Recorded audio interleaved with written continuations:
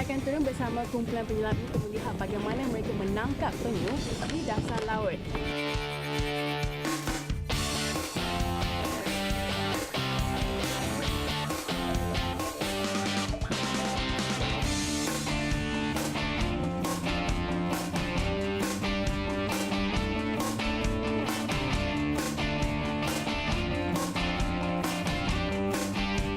Ini merupakan penyu spesies hijau yang dewasa. Ia adalah antara penyu yang terbesar ditangkap dalam projek ini. Dan selepas ia ditangkap, ia akan diukur saiznya sebelum ditanda dan dilepaskan semula ke laut. Dan ia akan dipantau dari masa ke semasa untuk melihat pembesaran spesies penyu-penyu ini di mabuk. Assalamualaikum dan salam sejahtera. Itu sedikit klips rakan saya Tan Sulin bersama penyu di lautan Laut Cina Selatan dan di perairan Mabul, suatu kawasan yang cukup indah, dan bersama rakan-rakan konservasi penyu UMS dan juga WWF Malaysia. Mereka berkampung di situ untuk meletakkan tagging kepada penyu-penyu yang berada di kawasan perairan Pulau Mabul untuk konservasi yang lebih ataupun lestari sifatnya. Jadi bagaimana kita melihat, kerana kita tahu Malaysia menjadi tuan rumah 4 jenis spesies daripada 7 jenis spesies penyu di seluruh dunia yang semakin diancam kepupusan. Jadi bagaimana kita melihat isu ini, kerana kita tahu penyu merupakan satu faktor yang amat penting dalam ekosistem marine biologi di lautan besar ataupun di lautan. Bagaimana ia dapat dikekang daripada diancam kepupusan. Jadi itu yang akan kita bincangkan bersama orang muda bersama saya pada malam ini. Di sebelah kanan saya saudari Nadia Rosli, Pegawai Komunikasi Program Marine Semenanjung Malaysia WWF Malaysia, dan Tan Sulin, tak asing lagi, orang kuat Israwani yang selalu isu-isu konservasi alam sekitar, laut dan sebagainya. Inilah orangnya. Terima kasih. Mungkin terus pada Tan Sulin. Sedikit klip tadi menggambarkan bahawa rakan-rakan aktivis dan juga penyelidik UMS WWF katakan berkampung di perairan Mabul. Jadi berapa ekor dapat katakan diletakkan tag-tag ke atas penyu? Okey, saya sebenarnya telah pergi menyelam di Celebesi di Sabah, Pantai Mabul, Pulau Mabul, di mana saya bersama dengan sekumpulan penyelidik daripada Institut Penyelidikan Marine Borneo di UMS, iaitu diketuai oleh Dr. P. Pushpa. Yeah. Secara keseluruhan dalam tempoh 3-4 hari itu kita telah berjaya tangkap, tag dan juga tanda hampir 50 ekor penyu. Ini termasuk penyu hijau, green turtle, dan juga penyu sisik, hawksbill turtle. Yeah. Dan kedua spesies ini adalah antara spesies paling banyak ditemui di sipadan dan juga di Mabul. Dan kajian ini sebenarnya bermula 3 tahun lepas. 50 itu sebenarnya angka tak banyak sangat sebab sejak diadakan 3 tahun lepas, sejumlah 700 ekor penyu yang telah di-tag dan juga ditanda di sekitar Pulau Mabul dan juga Pulau Sipadan. Dan kalau kita lihat melalui klip tadi, cara mereka menangkap, sebenarnya itu menggunakan kaedah JS method.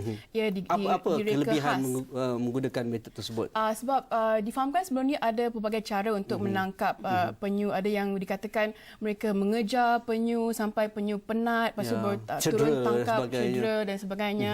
So mungkin cara itu mungkin tidak begitu sesuai sebab dia memenatkan, bagi stres kepada penyu. So ini cara yang direka khas, di mana bila nampak penyu di Mabul, sebenarnya dia lebih dikatakan tak begitu takut dengan penyelam lah. Dia nampak penyelam, dia still chill lagi tau. So penyelam boleh letak tali pada bahu dia, ikat tali dekat bahu, dan juga dia akan letakkan udara dan lifting bag untuk cara dia naik ke permukaan secara semula jadi. Kaedah tu dilihat lebih lancar dan tidak banyak ada masalah lah dengan kaedah-kaedah yang sebelum ini. Dan memang cara ni saya lihat dengan mata sendiri, dia cara lebih baik sebab khususnya lebih mesra penyu lah. Especially penyu yang besar yang nampak macam berat nak angkat kan. So cara untuk letak udara dan lifting bag ini akan naik semula jadi. Cepat, Dan tak ada masalah dengan penyu kalau nampak macam naik cepat sangat kan, tapi sebenarnya mereka boleh sebab mereka bernafas dengan hidung, bukan macam manusia kena ada tank dan sebagainya. Apa kelebihan perairan Mabur dan Sipadan untuk kata pun konservasi dan juga habitat penyu lebih sesuai di kawasan tersebut berbanding dengan perairan-perairan lain pada pengamatan dan juga sempat berborak dengan penyelidik di UMS? Secara peribadinya sebagai seorang penyelam yang telah menyelam di sekitar Semenanjung Malaysia, khususnya di Perhentian Redang, dan juga kali ini juga saya menyelam di Sabah. Perbezaannya di penyu di Semenanjung, mereka lebih malu, mereka shy dengan penyelam. Dia nampak penyelam je, nampak bubbles je, mereka akan lari dan macam tidak begitu mesra penyelaman. Tapi di Sabah saya juga agak surprise juga agak terkejut bila melihat nampak penyu ni mereka tidak lari, mereka still kat sana tengah relax, tengah chill, makan, tengah chill. So mereka ni nampak mungkin telah biasa dengan penyelam, so mungkin mereka tidak lari. Dan mungkin Nadia, itu kaitan dengan habitat semula jadi penyu yang diganggu sebelum ini, menyebabkan mereka agak takut, tidak mesra dengan penyelam dan sebagainya, dan kawasan-kawasan yang masih tidak diganggu ekosistemnya dan mereka tidak ada masalah ataupun penyu-penyu tidak ada masalah untuk hidup ataupun berinteraksi dengan penyelam ini. Untuk Semenanjung Malaysia, kalau kita nak tengok dari segi populasi penyu, macam Sulin sebut tadi, macam di Sabah dia telah perhatikan sebagai seorang diver, lebih banyak penyu yang dia dapat lihat. Ini disebabkan di seluruh Malaysia sebenarnya terdapat penurunan yang agak mendadak lah semenjak 20 tahun yang lepas. Jadi untuk penyu di belah Malaysia, terutamanya di Semenanjung, populasi macam penyu belimbing antara yang ikonik lah, begitu, yang kalau menurun yang mungkin mereka daripada zaman 70-an ataupun 60-an boleh ingat daripada Rantau Abang yang dalam sinonim dengan Rantau Abang penyu dan sebagai pendaratan penyu. Kalau 50 tahun lepas di Rantau Abang, kalau dalam satu musim kita berdapat 10,000 pendaratan, satu angka yang sangat besar sebenarnya. Tapi sekarang setelah 20 tahun kemudian penurunan sebanyak 99%.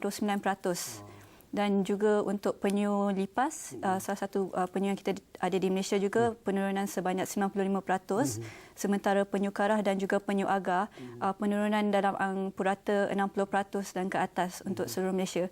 Jadi memang agak ketara lah kalau macam kita nak tengok penyu pun memang sekarang sangat sukar sebab memang daripada segi status terancam dia mungkin daripada vulnerable ataupun terdedah sehingga sangat terancam. Jadi populasi penyu di Malaysia memang telah menurun dengan mendadak lah. Okey, kita nak tahu faktor-faktor menyebabkan penurunan yang begitu jelas, begitu mendadak, terutama di kawasan Semenanjung Malaysia, seperti yang sinonim dengan pendaratan penyu Rantau Abang dan kawasan-kawasan sekitarnya. Tetapi mungkin kita boleh buat sesuatu, komuniti boleh bergerak dalam hal melihat penyu yang menangis ini, bagaimana kita nak menceriakan mereka semula. Kita rehat sebentar.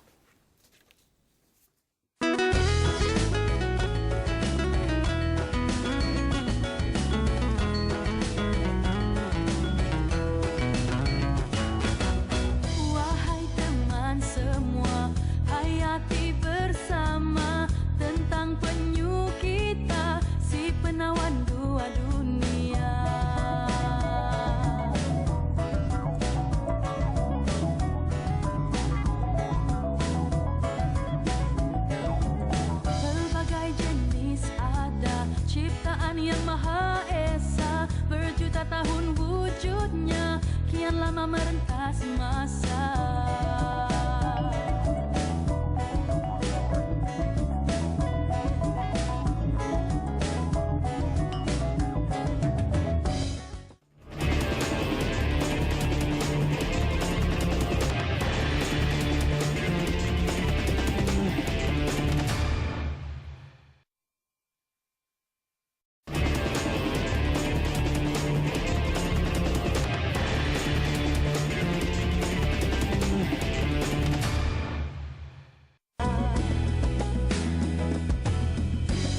Renangnya penuh gembira, beribu batu merantau dewasa, kembali mereka ke darat semula, menyambung warisan penyeri dunia. Lihatlah mereka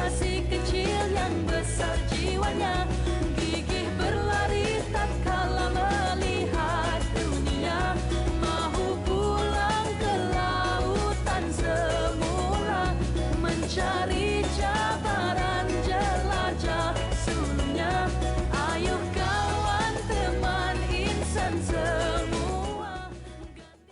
Terima kasih. Mungkin Nadia, apakah ancaman utama penyu pada ketika ini? Dan kita tahu sejak sekian lama seperti mana yang diterangkan tadi, populasi menurun akibat daripada perbuatan manusia, itu antara faktor utama. Tetapi hari ini mungkin kesedaran itu sudah berubah. Generasi pun sudah berubah dan masyarakat lebih hijau sifatnya. Dan itu mungkin satu faktor yang positif. Dan mungkin kita perlu lebih banyak lagi kerja yang boleh lakukan untuk menolong penyu. Ya. Saya setuju dari segi peningkatan dari segi kesedaran.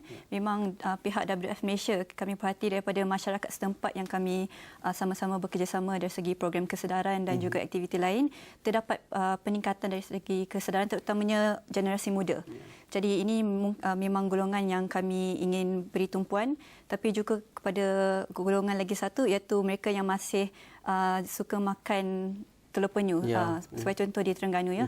So dari segi ancaman untuk penyu, kami perhatikan masih sehingga sekarang tiada undang-undang yang selaras untuk perlindungan penyu di Malaysia. Sebab ketika ini penjualan telur dan juga penjualan telur hanya diharamkan di Sabah dan di Sarawak. Sementara di Semenanjung Malaysia pula hanya spesies yang tertentu tidak dibenarkan dijual di pasar. Seperti penyu belimbing yang tidak dibenarkan dijual di Terengganu. Tapi masalahnya spesies lain boleh pula. Boleh pula, tapi belimbing pula hampir pupus. Jadi kena ada satu undang-undang yang memang selaras di seluruh Malaysia.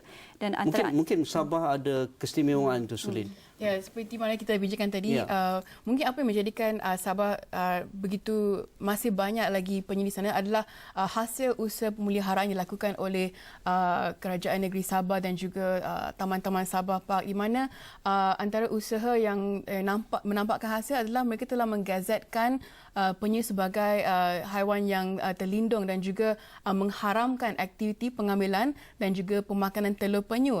Dan ini telah menampakkan hasil di mana kita lihat hari ini penyu-penyu masih dipelihara dan pelancong masih dapat lagi melihat banyak penyu di sini. Dan juga antara langkah yang mereka telah lakukan adalah menggazetkan pulau yang dinamakan Pulau Penyu di Sandakan, di mana tempat itu adalah tempat dilindungi dan telah digazetkan, dan usaha-usaha seperti sanctuary penyu dan aktiviti penetasan penyu sana adalah secara proaktif dan untuk memastikan kelangsungan populasi penyu ini. So ini telah menampakkan kesan ataupun hasil yang begitu positif lah, dan mungkin kalau dapat adanya usaha yang begitu, orang kata concerted effort oleh semua pihak, mungkin lebih banyak lagi spesies penyu kita dapat kita lindungi di bagaimana Malaysia. kita mengambil peluang orang kata pun kesedaran semakin tinggi generasi muda terhadap orang kata pun konservasi penyu dan juga pelancongan hijau ini. Tetapi mungkin di luar sana ada agak salah tanggapan pelancongan penyu ini, tetapi cara tindakan SOP-nya menyebabkan penyu semakin pupus. Mungkin itu berlaku, saya rasa, di Pulau Perhentian, di Pulau Tioman, di perairan Pulau Pinang dan sebagainya. Banyak pihak-pihak agensi pelancongan ataupun operator-operator pusat-pusat peranginan misalnya menyediakan pelancongan penyu, tetapi cara mereka itu menyebabkan bukan menambah ataupun pembiakan penyu ataupun pendaratan penyu, tetapi akan melarikan penyu daripada mendarat daripada kawasan tersebut. Mungkin cara mereka tak betul, Nadia. Betul, Nazi. Bagaimana Sulin sebut tadi, di Sabah ada Turtle Islands, tapi ramai yang tidak tahu sebenarnya di Melaka mempunyai pendaratan penyu karah yang antara yang paling tertinggi di Malaysia. Tapi macam di Sabah ada sanctuary tapi bukan di Melaka. Jadi perlindungan yang sama perlu diberikan kepada pendaratan ataupun pantai-pantai pendaratan di Semenanjung Malaysia juga. Dan dari segi ekoturism ataupun amalan ekopelancongan ni, di Melaka sebagai contoh, WWF Malaysia telah membantu membimbinglah sebuah kelab tempatan oleh golongan muda yang dinamakan sebagai Hawksbill Eco Club. Dan tujuan mereka ditubuhkan adalah basically untuk mendidik orang ramai ataupun komuniti tempatan bagaimana untuk melakukan aktiviti-aktiviti ekopelancongan penyu yang betul. Yang sepatutnya. Sebagai contoh dari segi panduan ataupun kalau nak tengok penyu, kami cuba nasihatkan kepada orang ramai jangan diri 2 meter, kurang daripada 2 meter daripada hadapan penyu. Kalau nak pergi tengok penyu kena ada tour guide yang bertauliah dan kena ada bilangan juga jumlah pelancong yang memang terhad, yang signifikan yang sesuai lah. Dan kalau macam pelancong pergi ke pantai pendaratan penyu, jangan buat bising, jangan pasang lampu, macam pesta pula kan, macam candak sotong pula begitu kan. Sebab musim bertelur untuk penyu adalah di antara Mac hingga September. Waktu yang sensitif waktu itu mereka binatang yang sangat sensitif. So bunyi ataupun baju warna baju yang kita pakai pun memang akan menjejaskan penyu yang ingin datang bertelur. Mungkin ada yang akan patah balik ke laut dan tak sempat nak bertelur. So benda-benda macam ni memang ada SOP dia. Dan resort pun kami nak nasihatkan sebelum mereka melakukan aktiviti macam pelepasan anak penyu sebagai contoh, untuk dapatkan nasihat daripada yang betul. Tak boleh simpan anak penyu dalam bekas untuk kontena dan tak boleh lepaskan waktu siang sebab semua ni memang menjejaskan survival anak penyu ni lah. Dan mereka memang perlukan setiap peluang yang dapat, sebab satu daripada hanya 1,000 anak penyu yang akan survive jadi dewasa lah. Okey, mungkin sudah sampai masanya fokus menyeluruh dari setiap stakeholders ataupun pihak boleh melakukan sesuatu untuk melihat penyu terus mendarat, terus menetaskan telurnya di perairan seluruh Malaysia. Tetapi bagaimana mungkin cara-cara di luar kotak mungkin boleh digunakan di samping program-program aktivisme seperti WWF Malaysia dan sebagainya perlu digalakkan dan diberi sokongan tanpa berbelah bagi kita. Sekali lagi kita jumpa lagi selepas ini.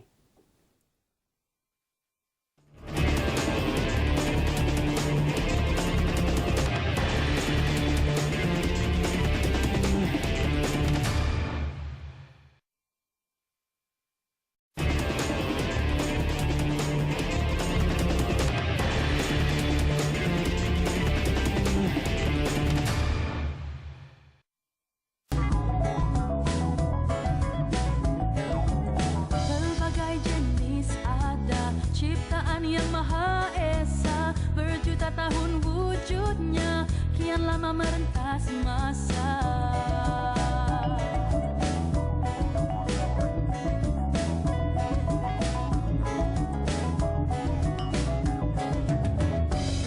Kesini kesana, di seluas lautan mereka terroka, menghias alam penuh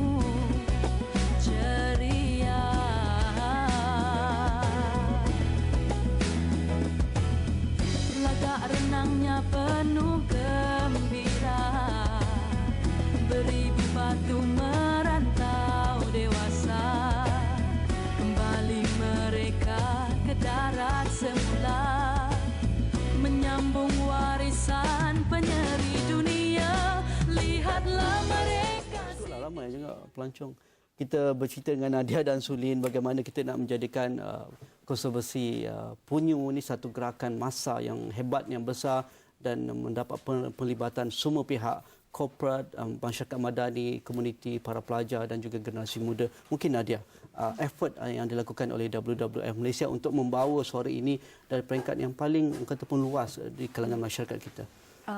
Pertama sekali kami ingin tunjukkan kepada orang ramai bahawa penyu ini bukan sahaja penting untuk ekosistem tapi juga untuk budaya, ekonomi dan juga ekosistem secara menyeluruh. Jadi sebab itu penyu merupakan hazanah ataupun warisan kepada negara Malaysia yang patut dilindungi. Oleh itu kami telah bekerjasama dengan pelbagai agensi kerajaan dan juga masyarakat setempat dan juga buat kajian dengan MOU dengan beberapa universiti. Jadi kami ingin mempunyai pendekatan yang lebih holistik. Salah satu contoh yang kami gunakan untuk mendekati masyarakat setempat pada tahun 2008 kami telah mengadakan khutbah Jumaat di kawasan projek penyu yang kami adakan untuk bercerita ataupun memberi kesedaran kepada orang awam kenapa penyu itu penting dari segi agama dan kenapa kita perlu kena peliharalah dari segi agama. Dan selain itu kami juga telah mendekati sekolah-sekolah di kawasan projek untuk meningkatkan kesedaran di kalangan pelajar dan juga guru-guru kenapa perlindungan kepada penyu ini memang penting. Jadi kami ingin tadi Nadia ada mention masa kita rehat tu bukan setakat isu-isu semula jadi ataupun alam sekitar, tetapi sampai ke tahap warisan. Mungkin satu hari nanti generasi kita akan datang tak tahu apa itu penyu, di mana pendaratannya, di mana tempat orang kata pun sanctuary dan sebagainya, seperti di negeri Terengganu menjadi ikon negeri Terengganu. Tapi jika ini tidak dilakukan secara lebih serius, maka warisan itu hanya tinggal warisan. Ya, betul, sebab kalau kami semua perhatikan ikon negeri Terengganu itu adalah penyu. Jadi kalau dah pupus, mereka kena gantilah apa tu lambang itu, tukar binatang lain. So memang ini sama dengan binatang harimau lah. Jadi perkara ni kita kena prihatin sebab hazanah Malaysia ni kita kena ambillah pendekatan yang terbaik untuk pelihara. Jadi dari segi itu WWF Malaysia pun kami lakukan kesedaran dari segi peringkat kebangsaan melalui sambutan seperti sambutan Hari Penyu Sedunia, di mana kami ingin orang ramai mengambil bahagian dalam proses pembelajaran mengenai pemulihan penyu dan juga mengambil bahagian dengan melalui aktiviti-aktiviti yang seronoklah. So kami tak nak orang fun aktiviti. Jadi kami berwarna, colours fresh. So it's not all doom and gloom. Jadi diorang boleh memainkan peranan yang penting sebagai penjaga ataupun custodian kepada turtle ni. Okey. Tentang itu mungkin Sulin sebagai diverse dan juga aktif dalam isu alam sekitar misalnya, mungkin menjadikan penyu sebagai anak angkat dan juga CSR lebih serius pihak-pihak korporat untuk bersama dalam hal ini. Mungkin pengalaman Sulin dan juga bagaimana kita nak merancakkan lagi lebih ramai orang ambillah penyu sebagai anak angkat. Simboliknya lah kan, mungkin pelepasan cukai lebih banyak kepada syarikat-syarikat korporat, satu ekor RM1,000 dan sebagainya. Mungkin itu lebih perlu digalakkan misalnya. Ya, pertama kali kita kena lihat bagaimana nak jadikan usaha pemeliharaan atau konservasi ini fun, sesuatu yang menyenarutkan. Antaranya ada cara mungkin kita boleh adopt a turtle seperti mana yang juga saya saksikan berlaku di Mabul, di mana ada pelancong-pelancong yang datang melihat turtle macam comelnya. So mereka berpeluang untuk adopt turtle. Apa yang mereka lakukan, mungkin mereka hanya perlu membayar ataupun minima berapa yuran untuk mungkin cara-cara usaha pemeliharaan penyu di sana. Dan dari masa ke semasa mereka boleh update ataupun kemas kini apa yang berlaku dengan turtle yang telah diangkat dan juga dan banyak nama-nama comel yang diberikan seperti little green, cutie atau sesuatu seperti itu. Jadi macam jadikan pendekatan yang personal dengan penyu dan bukan sekadar penyu satu makhluk yang sezaman dengan dinosaur, tapi satu yang kita boleh lihat dan satu yang kita boleh rasa dan relate kepada penyu tersebut. Dan pastinya mungkin program seperti ini boleh diperkembangkan ataupun diperluaskan lagi dan usaha lebih concerted seperti penglibatan syarikat-syarikat antaranya pengecualian cukai supaya mereka lihat ada sebab untuk turut sama dalam usaha pemeliharaan penyu ni. Okey, terima kasih Sulin. Seronok sangat nak bercerita supaya penyu tak menangis lagi. Terima kasih juga Nadia Rosli, Pegawai Komunikasi Program Marine Semenanjung Malaysia WWF Malaysia. Kita akan panggil lagi Nadia dan Sulin akan menyelam lagi ke mana kita tak tahulah ke mana lagi, Mabul ke, Sepadan ke dan sebagainya. Terima kasih kepada anda yang bersama kami sejak 10 malam tadi. Jika ada sebarang pandangan, nak komen perbincangan kami, hantarkan segala pandangan anda ke platform yang kami sediakan dan jangan lupa melayari awani.com untuk mendapatkan liputan terkini dalam dan juga luar negara. Terima kasih. InsyaAllah kita jumpa lagi. Terima kasih.